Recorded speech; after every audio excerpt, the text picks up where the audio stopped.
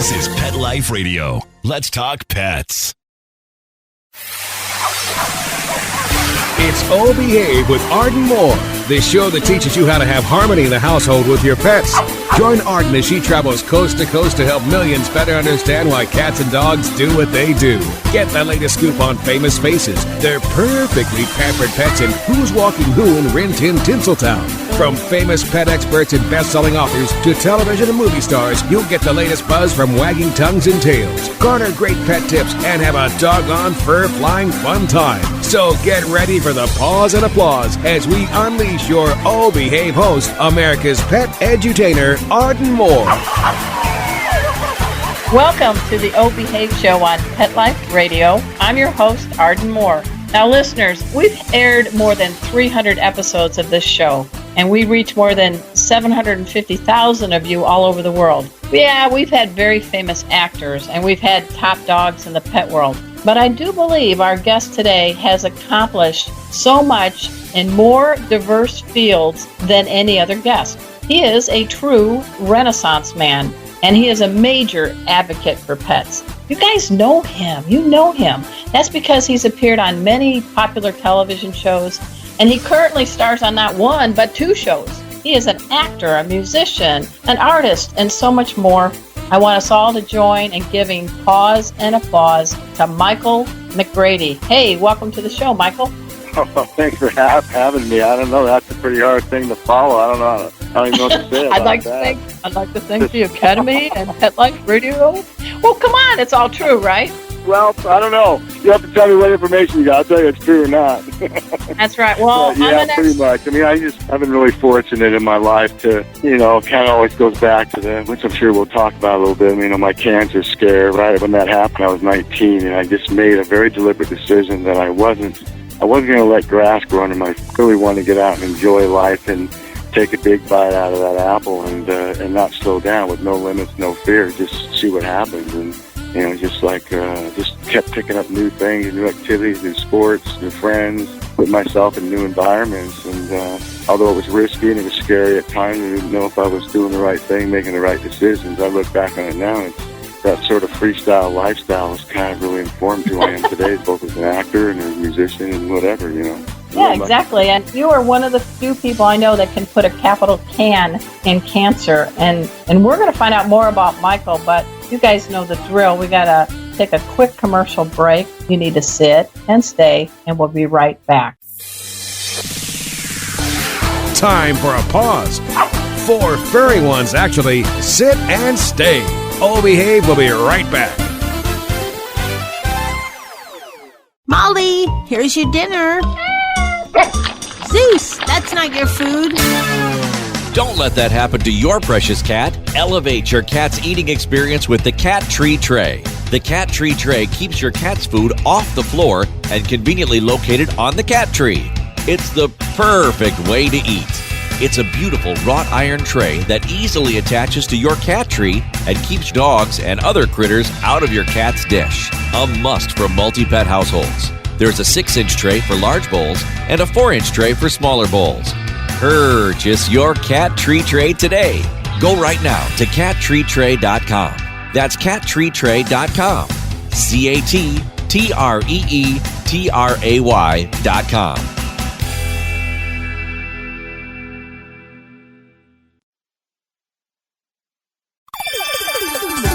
Let's Talk Pets on PetLifeRadio.com. Oh Behave is back with more tail-wagging ways to achieve harmony in the household with your pets. Now, back to your fetching host, America's pet edutainer, Arden Moore. Welcome back to the Oh Behave show on Pet Life Radio. I'm your host, Arden Moore.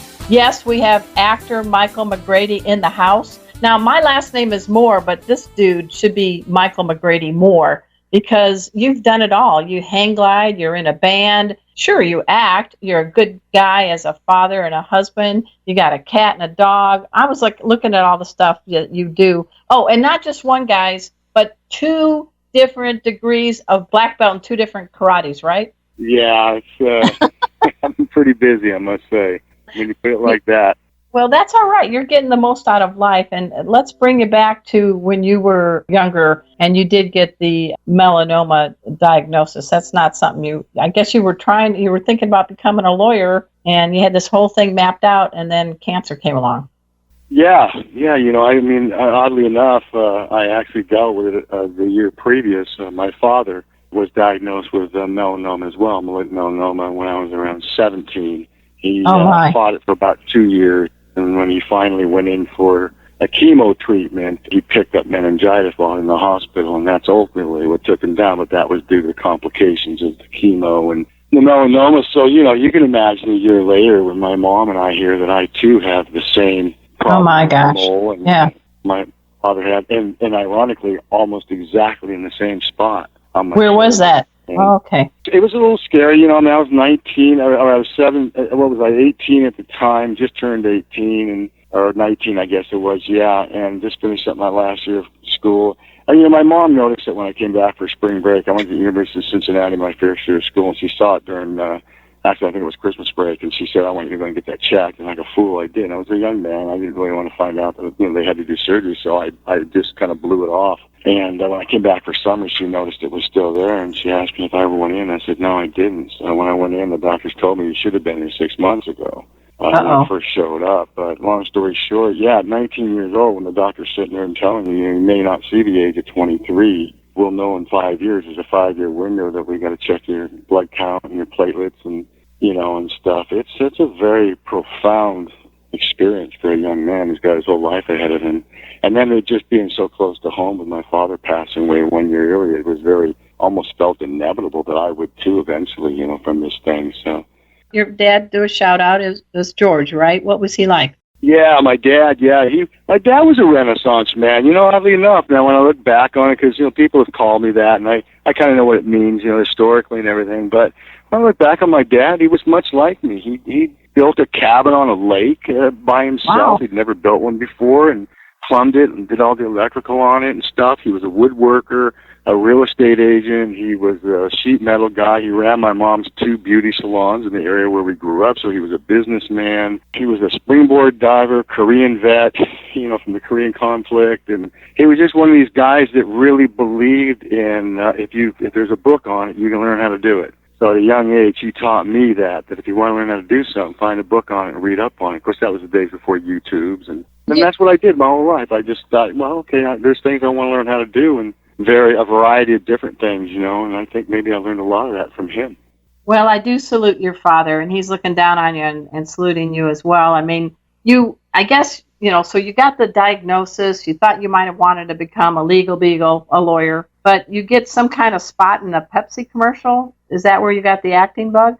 Oh, no, actually, my sister, who I'm actually sitting out in front of their place right now. They're on Mason Lake in Washington State. We came down here from Vancouver to hang out for a few days. She's my older sister, and she always thought, because I did junior high, I did drama, and I did some plays and stuff, so she always thought it was kind of my forte and something I should really pursue. I'm from Seattle. Nobody does acting for a living. I didn't know anybody. Nobody in my mind, but there was a small acting school that was starting in Seattle that was an adjunct to a modeling program, their agency and stuff. And they were giving out a scholarship to 4 people, like 6 months free drama training, whatever. My sister signed me up for it, unbeknownst to me. And when it came time to go down and audition for it, I went down there she kept badgering me to go down there. So I finally went down there and auditioned, and I couldn't believe it because there was probably 500-600 people lined up around the block to get into this program that had some training behind them and stuff. So I almost blew it off, but I actually went in to go to the bathroom. I ran into one of the guys that was running the special. Thank God for not a strong bladder, right? Okay.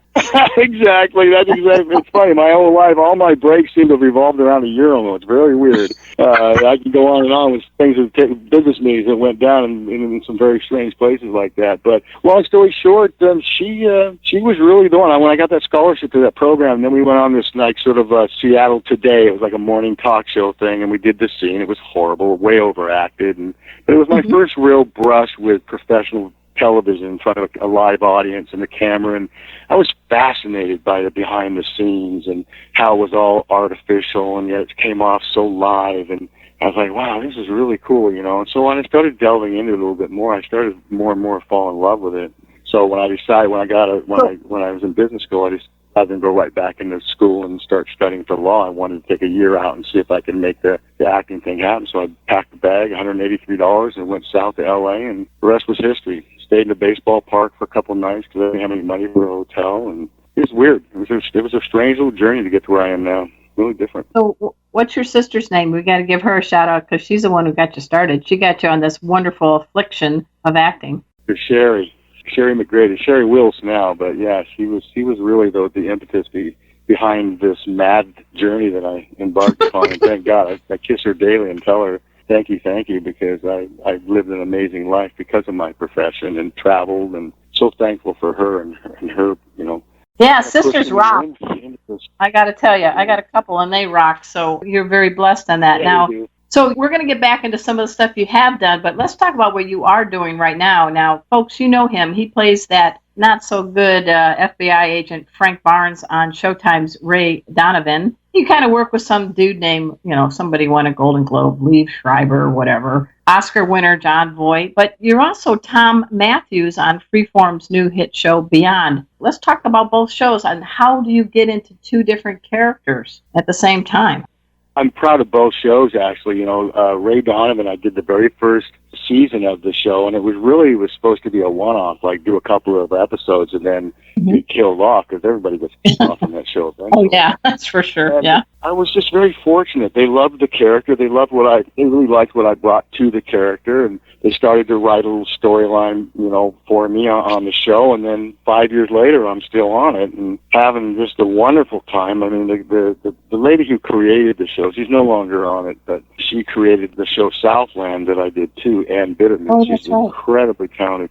She also wrote the movie Primal Fear with Edward Norton, and I think it was Richard Gere. Yes, she's just a writer. She writes great characters. So when they asked me to come on board Ray, of course, I jumped on it because I'd worked with Ann previously in the other series. And it's just been a wonderful experience. But, you know, playing the anti-hero or sort of the bad guy, so to speak, within the cloak of a good guy profession, the FBI and whatnot, has been a really fun thing. And, of course, working with Liv's I've learned a lot just watching him and working with him and John, and the caliber of directors that they have come in to work the show are all film directors or highly acclaimed television directors. So you're working with some of the, you know, really the cream of the crop across the board, all the crew, sound, grips, makeup, hair. They're all the best of the best.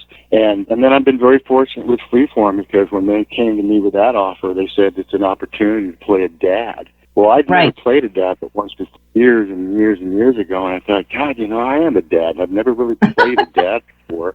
And I thought, I jumped on it. My agent said, you know, it's a younger audience. Freeform is trying to rebrand. It was, you know, ABC Family. They kind of want to go more cable, a little darker material and a little grittier storylines and stuff. And it's a great role. It'll introduce you to a whole new demographic, a younger demographic, you know. And it's the role of the father, and here's the script. And I read it, and I said, this is the pedigree behind it with Tim Crane, who, of course, was the man behind Heroes. And he had a successful run with that show. He's also one of the guys behind ours. Our showrunner is a great showrunner from Battlestar Galactica, David Icke. And he comes from, he's seasoned vet. And the show has been just phenomenal. I've had a lot of fun on it. I love working with the kids on the show. They're all up-and-coming Hollywood actors that are going to be the next breed of standouts, you know, and so I've been very fortunate to kind of lock onto that early on in their careers. So tell the folks, the listeners, what's the premise on Beyond? What's the storyline for them?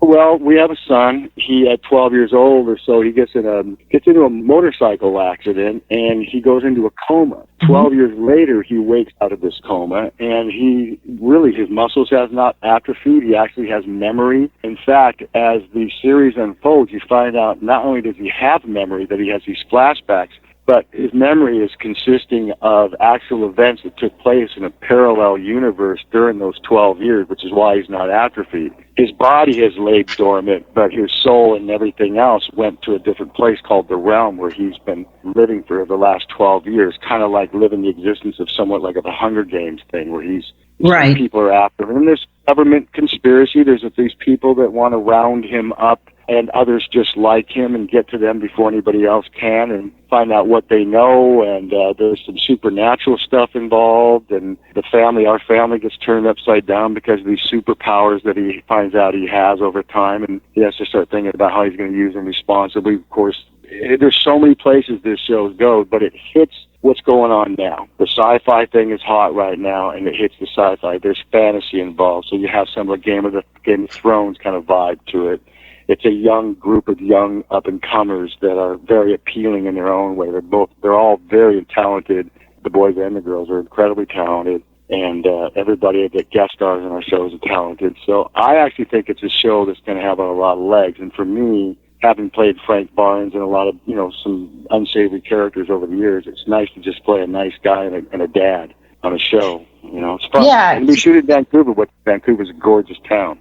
Yeah, and it's near your home, so you don't have a long commute, right? Pretty much. Yeah, that's it. Yeah, we're up there like 4 months out of every summer shooting the show, and then we go back down to California when it starts to rain. So I got no complaints.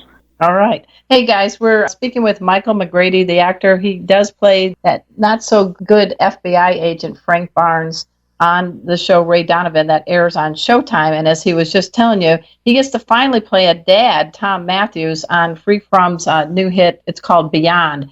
And so you got to check him out. He's got range. He's got legs. And he also has a cat and dog, which we're going to find out after we take this quick commercial break. So sit and stay. We'll be right back. Time for a pause. 4 furry ones actually sit and stay. Oh, behave. We'll be right back.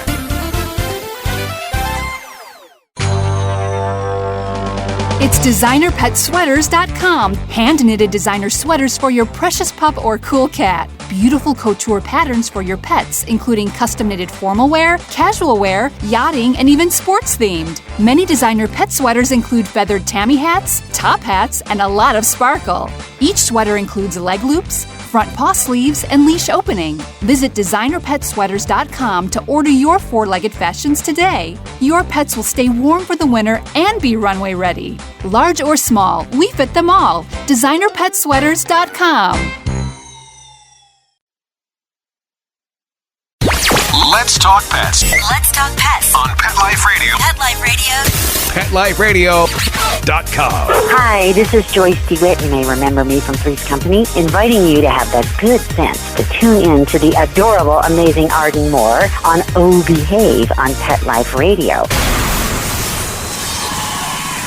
We're back from the lot. Just checked the paper and we had a record showing at the box. The letterbox, that is. Now back to Oh Behave. Here's Arden. Welcome back to the Oh Behave show on Pet Life Radio. I'm your host, Arden Moore, and I'm really delighted that we have actor Michael McGrady here, man in a mic. You're doing great, man. You have done many things. I mean, the one thing I was really impressed with, I'm an ex-sports writer, is you played Lou Gehrig in The Babe opposite John Goodman, and you tell the folks what you had to learn how to do to play Lou Gehrig.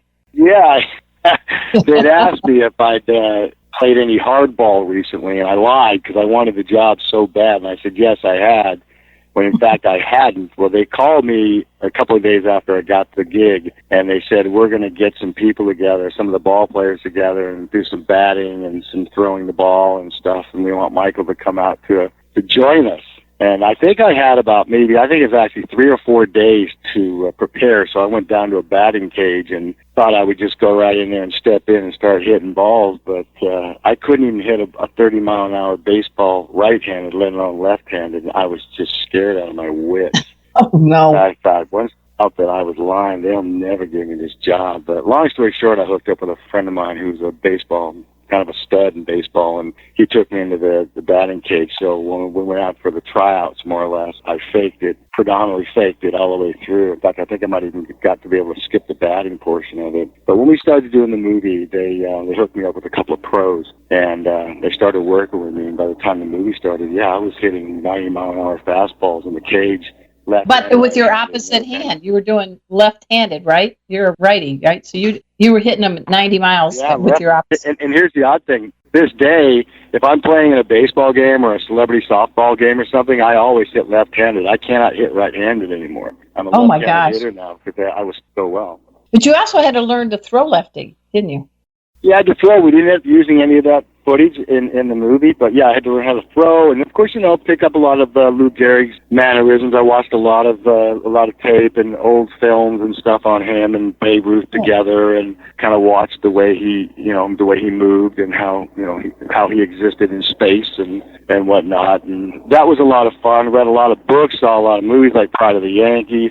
Just the research to play someone like that who's a historical figure, I find always a lot of fun, very rewarding. So it was a rewarding experience, no matter how much it was hard work in many ways, both physically and mentally. But gosh, it was sure a spectacular experience, so it was well worth it. Well, you are not only a Renaissance, but it sounds like you're a resourceful man, too, because you knew what to do to find the person to give you the skills to do it, and you did your homework on Lou Gehrig, so I salute you for that. Well, thank you. That's actually a kind thing to say. I appreciate that. Well, I'm a pretty kind person. People say that, whatever. But let's talk about your pets. Now, when you're playing a role like Frank Barnes, and then you get to play Tom Matthews, and you play all these different characters, and sometimes you're a detective, sometimes you're a good guy, bad guy. But what do your dog and cat, how do they help you kind of keep yourself grounded? And tell the listeners a little bit about the cat and the dog, their names, a little 411, if you would. Okay, terrific. Well, okay, first of all, we've got a little kitty. Her name is Kitty. Her name is really Coco, but for some reason Kitty just stuck. She's about 12 years old. She was a little rescue cat that my oldest daughter brought home. A friend of hers was giving these cats away, and she brought it home, and my wife being a huge cat lover. I was never really a cat person because we never had cats growing up. We had dogs, but I agreed to have the cat. My wife wanted her so badly, and now she's family. In fact, we take her and Cassie, which is the dog we have, which is a 5-year-old Australian Shepherd, with us up to Vancouver every summer when we shoot. And we get a house that's got a yard, so they have she has a place to go to and stuff. But our pets are really like family members. They, I know everybody says that, but they really truly are. We don't like leaving them alone. We know people say, well, you can leave cats alone for a full day and stuff. Well, we actually hire someone if we're going away for a couple of days to go in and pet her and play with her and feed her and give her. That's important. Yeah, it's very important, And of course, Cassie's just this beautiful. She's not the Merle Aussie. She's the other one. I think they're called Blues. Yes. With the brown eyes and stuff. And she's got beautiful coloring, really soft coat. Kids love her. People love her. She's just a really sweet dog. We didn't dog her tail. We didn't feel we wanted to do that because we knew we weren't going to show her, so we let her grow her tail out, which is really wild because she uses that thing to communicate pretty regularly. You can just tell. Even with us, we kind of know her mood by where she's got her tail placed, And yeah, for me, if I come home from a rough day of work, if I come home stressed out or whatever the case may be, as soon as I get with my two furry ones here, the stress just dissipates almost immediately. They put you right in perspective, and they're unconditionally loving you all the time, and they're right there, and I don't know, I think of all the conversations I've had, well, of course, one-sided mostly, but with my pets to get to a place of peace and harmony. I don't think I can count them on, 50 toes and hands, and just because that's the big joy for us, and that's the big reward of having pets and being close to them and taking care of them. They take care of you too, right? Oh, heck yes. I have a dog and a cat. I actually have 2 dogs and a cat. One dog is retired as a surf dog. Her name is Cleo. And now I teach pet first aid with a rescue named Kona, who's a Jack Russell rescue, and the only cat in the country, an orange tabby named Casey, who teaches pet first aid with me and purrs like a Mack truck. So I totally know, Michael, what you're saying, because I'm blessed. I got a couple of shelter alums, and I think they bring our A game up to a new level, don't you think? Yep, I agree 100%. I really do. We were just talking about that we wouldn't mind getting one more dog possibly. And we were thinking about going down to the shelter and taking a look at what's down there and see what's available to us, because we enjoy these 2. We've had them for a while, and they bring a lot of joy. We had 2 turtles too until recently. We couldn't take them across the border in Canada. It's illegal. Couldn't find anybody to take them. They were my sons, and he went off to college, so we had those turtles for about 3 years. The $5 turtle, it turns into the $5,000 investment habitat. And saw these 2 turtles on me. Go, look, Dad, I got 2 turtles for $5. they're like the size of a quarter, and I go, oh, that's great. 'Cause look, this is all they need is this little Tupperware thing. Right. I said, well, let's go get them some food. So we went to Petco. I think, well, PetSmart, one of them. We went down and walked in and asked the girl about food, and then she started talking about habitats and 20-gallon tanks and eventually a pond. And I looked at my son. I said, are you listening to this? Those $5 turtles are going to cost you serious cash. No wonder you're so busy as an actor. You've got to keep the gigs to feed the turtles. Yeah, exactly. That's exactly it. So it's been kind of a joke in the family. They've been the most expensive pets we've owned, actually, those turtles. Well, we talked about the impact that pets have on your life. And before we wrap the show up, we do want to talk about, yes, he also's in a band. It's called Michael McGrady's Sonic Groove. So tell us about your band, what the music style is, and you're a guitarist now. See, another part of being a Renaissance man. Yeah, I play guitar. I've been playing it since I was 10, and it's kind of, in a way, my religion. I mean, it's something I've always used as a means of tapping in, I guess, to my inner world to see where I'm at, and I've shed tears over playing that, plucking away on strings, and I've had a lot of laughter and had a lot of insights, and even a few decent songs have come out of these little solo sessions where I just, like when I'm on location doing a movie and I travel and I'm sitting in a hotel, nothing to do, I'll spend 2, 3, 4 hours just plucking away on my guitar. So it's always been a very private thing. And then about 2 years ago, my wife had heard me singing some songs in our front room, and she said, "Why have you ever sung in front of people?" And I said, only like a couple campfires here and there. And she said, you really should take that somewhere. I mean, maybe form a band one day. And I kind of blew it off, but it just so happened within a couple weeks after that, I was in conversation with a couple of my buddies I play basketball with, and I found out they both play instruments. So one's a lead guitarist, and the other one's a percussionist. We got together. We started playing songs, and within 3 months, we had 30 cover rock and roll acoustic songs and some ones that I've written. Oh, my gosh. We were playing the LA scene, and we had about 9 gigs last summer. And nice. We've had a lot of fun doing it. Just a bunch of old codgers just getting up live and playing the LA scene, and we were very well received from day one, and we just figured we'll keep playing and keep doing it until we get burned out on it, and they keep I think it's excellent. We keep going. Well, you got to call Kevin Bacon, then you won't be 6 degrees, and you guys could play a gig set together too. There's a lot of good actors. Kevin Bacon was a big inspiration for me. I saw Kevin. I know that Russell Crowe has a band, and Johnny Depp has a band. There's a lot of actors that have bands, and these guys were my inspiration. Jared Leto's got an amazing band, and I thought, you know what? I want to get a band together. Why not? Why not me too? Yeah. So when we did, and we just really lucked out. I mean, people really responded to the music. So when we play covers, we play unique covers that you're not necessarily entirely familiar with, where they beat them into the ground in the 60s and 70s. Okay. The songs are like more beast songs, and then we make them our own. We don't really usually stick too close to the original. We kind of veer off the beaten path, as it were, and kind of do our own version of it. So people hear the song, they can be halfway into it, and then they realize, oh, that's the Purple Haze by Jimi Hendrix. Yeah. Is our version. So in a way, it's kind of like doing our own music, but not. You're doing classic music that's already been tried and true, but you're doing it in your own way and putting your own spin on it. So there's a creativity to that we all find very fulfilling. Well, I've really enjoyed getting to know you a little better, Michael. And folks, this is Michael McGrady. And as you know, he's on Showtime's Ray Donovan. He's also on the new Freefrom hit series called Beyond. And, he played in the American Crime Story, The People versus O.J. Simpson. Let's just run down some things. Rage with Nicolas Cage. You were in The Perfect Family with Jason Ritter. Wyatt Earp opposite Kevin Costner. I mean, there's a long list. But the dude hang glides. He knows karate. He's a good family man. He loves his cat and his dog. You are a Renaissance man and a wonderful man. How's that, Michael McGrady? Oh, God, I got to go crawl under a rock now. I can't live up to that. Not even close.